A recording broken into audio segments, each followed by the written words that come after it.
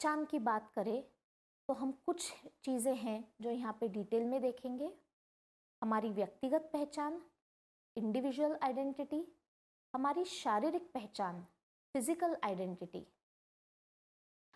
हमारी संबंधपरक पहचान, relational identity, हमारी सामूहिक पहचान, कलेक्टिव आइडेंटिटी, हमारी सांस्कृतिक पहचान, कल्चरल आइडेंटिटी, और हमारी जेंडर आधारित भूमिका अर्थात जेंडर रोल या जेंडर आइडेंटिटी।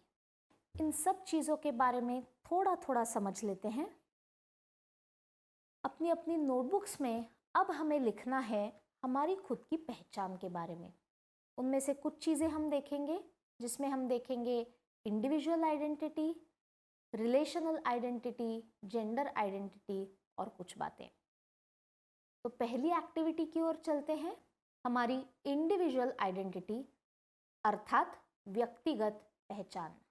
इसमें आप सबने लिखना है, पहला पैरामीटर होगा आपके लाइक्स डिसलाइक्स, आपके पसंद और वो चीज़ें जो आपको नापसंद है, आपकी स्ट्रेंथ्स, आपकी वीकनेसेस, आपकी हॉबीज़, आपके ध्येय, आपका खुद का बॉडी कंफर्ट अर्थात आप कितने कंफर्टेबल या सहज है आपके शारीरिक पहराव से, यूनिकनेस अर्थात आपकी खासियत, और आप में छुपी हुई कुछ टैलेंट्स जो शायद अब तक किसी के सामने नहीं आए हैं, बट आप जानते हैं कि आप में वो सारी क्षमताएं हैं।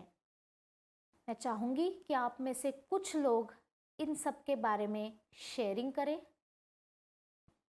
इसके दो फायदे हैं।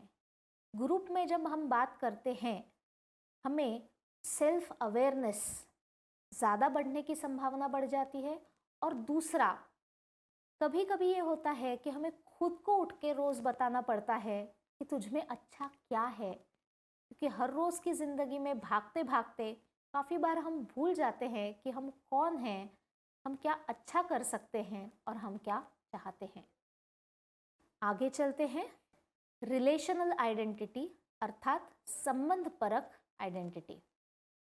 इसमें हम इन मुद्दों पर लिखेंगे, आपके माता पिता तथा आपके उनके बारे में विचार और उनके आपके बारे में विचार, दोस्त, आपके जीवन में उनका महत्व, आपकी उनके बारे में होने वाली सोच तथा उनकी आपके बारे में सोच।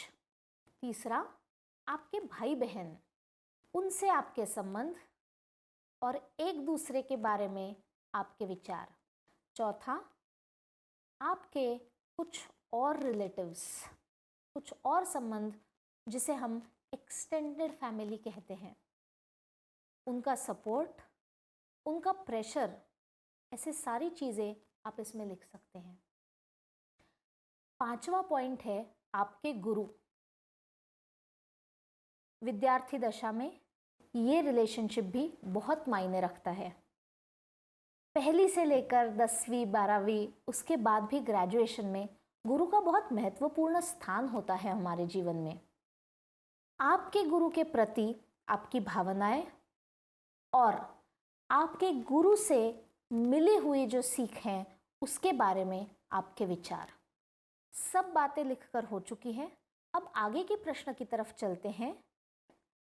हर एक रिलेशनशिप में जो हमने अभी ऊपर देखे, मुझ में ऐसा कौन सा योगदान दिया है जिसकी वजह से विकास के मार्ग पर मैं आज वहां पहुंच पाई हूं जहां मैं हूं।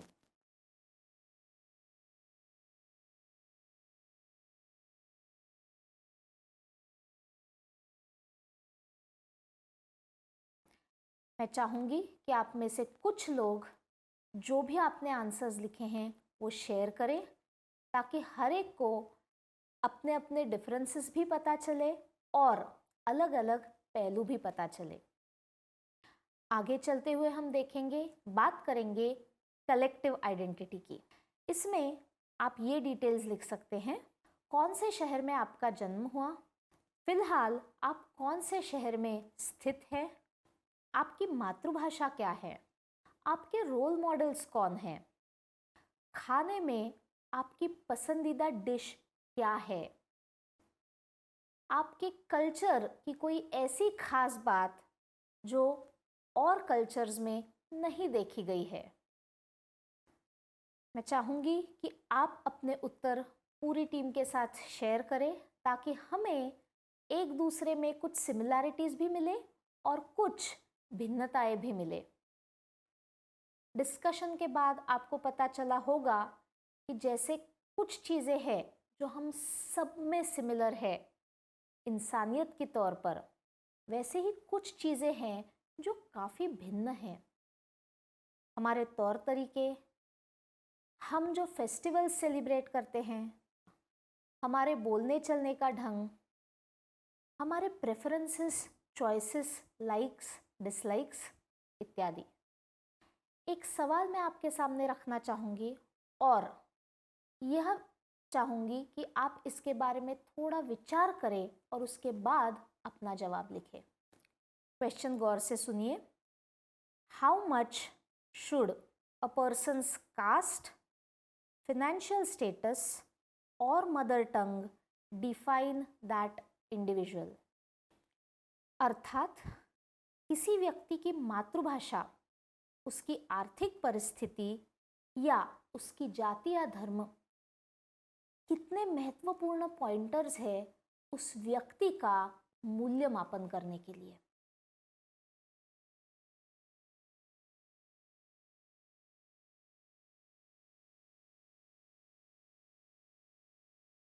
आगे बढ़ते हुए हम बात करेंगे हमारी जेंडर आइडेंटिटी की, अर्थात हमारी लैंगिकता परक पहचान।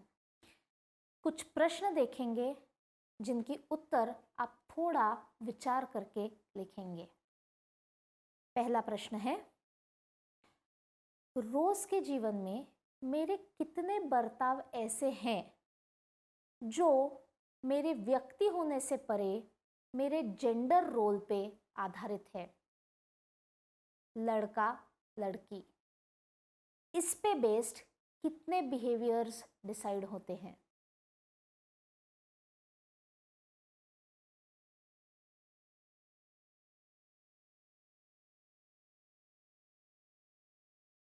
दूसरा प्रश्न है, अगर जेंडर बेस्ड रिस्ट्रिक्शंस हम पर नहीं डाले जाते तो आज कौन से दो वर्तन हैं जो शायद मैं अलग करती, या कुछ ऐसी दो आदतें मेरी हो जो आज अलग होती।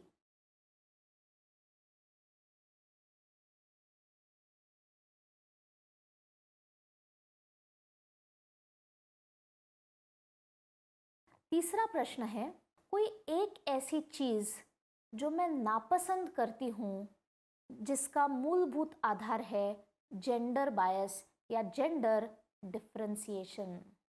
अर्थात कुछ चीज़ें होती है जो लड़कियों ने अगर की तो उसे नॉर्मल कहा जाता है, पर लड़कों के लिए वो असामान्य, एबनॉर्मल हो जाती है।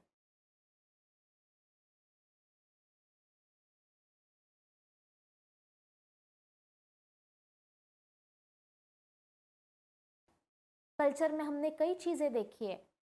लड़कियां रोए तो उसे सामान्य माना जाता है, बट लड़कों से हमेशा कहा जाता है लड़की की तरह मत रो। भाई लड़के भी तो इंसान हैं, किसी न किसी बात का दुख होगा, कभी ना कभी अपने जीवन की राह में अकेला महसूस करेंगे, कभी घर परिवार का कोई महत्वपूर्ण हिस्सा दूर हो जाए, दुख तो उन्हें भी होगा। लेकिन जेंडर बेस्ड रोल कहता है लड़कों ने स्ट्रांग होना चाहिए, रोना नहीं चाहिए। ये एक एग्जाम्पल हुआ। कभी कभी ऐसे भी बोला जाता है कि लड़कों ने गुस्सा किया तो वो चल जाएगा, लेकिन लड़कियों ने आवाज ऊंची करना नहीं चलेगा। ऐसी भिन्न चीजें हैं जो हम रोज एक्सपीरियंस करते हैं। मैं चाहूंगी कि आप इन बारे में सोचिए और एक या दो ऐसी चीजें लिखिए जो जेंडर बेस्ड है और आप उन्हें पसंद नहीं करते। उत्तर होने के बाद मैं चाहूंगी कि आप आपस में इन बारे में चर्चा करें।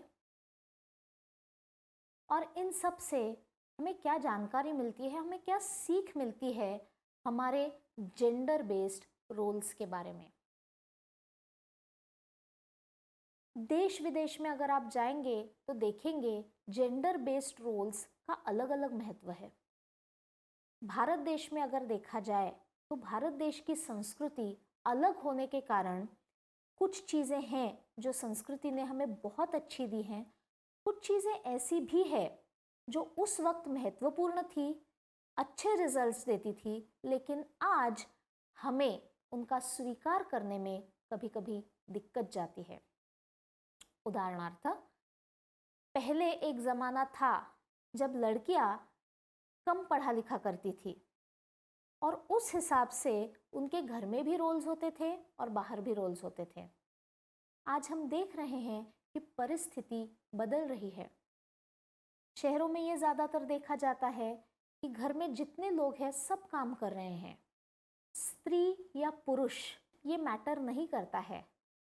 महत्व क्या रखता है कि वो कितने पढ़े लिखे हैं, उनके अपने अपने जीवन मूल्य क्या है, ध्येय क्या है, और वो अपना जीवन, अपनी लाइफस्टाइल कैसी रखना चाहते हैं।